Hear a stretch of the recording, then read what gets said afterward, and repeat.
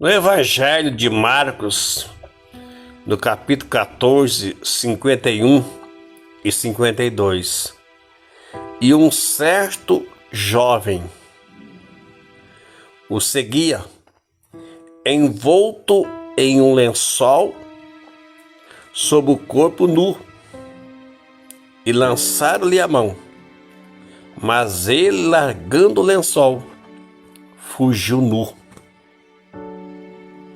Jesus é seguido por um jovem no momento que Jesus foi pego aonde estava para ser levado perante a liderança do sinédrio daquela época. Que Jesus foi preso, e é a partir daquela prisão onde ele foi conduzido até a cruz e morreu. E nesse estranho incidente que está registrado somente no Evangelho de Marcos, Mateus não tem, Lucas não tem, João não tem, nem Evangelho de Mateus, nem de Lucas e nem de João. Só o Evangelho de Marcos que está registrado esta passagem. E não tem mais nenhum lugar na Bíblia. Somente Evangelho de São Marcos 14, capítulo 14, 51 e 52. Então, somente Marcos que está registrado. E está incluída a narrativa da prisão de Jesus, para acentuar o fato do completo pânico entre os discípulos repentinamente acordados do sono e a fugir nas trevas da noite. Aquele que jamais abandonou alguém, no caso Jesus não tinha abandonado ninguém, foi abandonado por todos para pisar o lagar de sofrimento sozinho. Mas observamos a narrativa desse personagem anônimo, desse certo jovem que estava dormindo, e com aquele alvoroço do povo prendendo Jesus, ele acordou no meio da noite, enrolou num lençol da cama que ele estava dormindo. Ele saiu nu, pelado, com o corpo pelado, nu, só enrolado no lençol.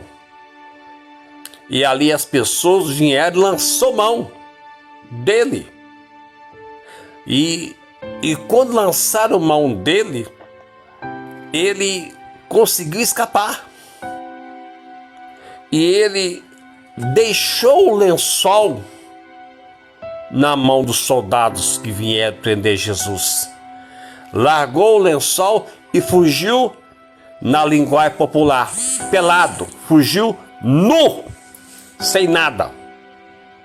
Olha, foi repentinamente acordado do sono aquele jovem, pelo grande reboliço na ocasião que os homens violentos prenderam a Jesus.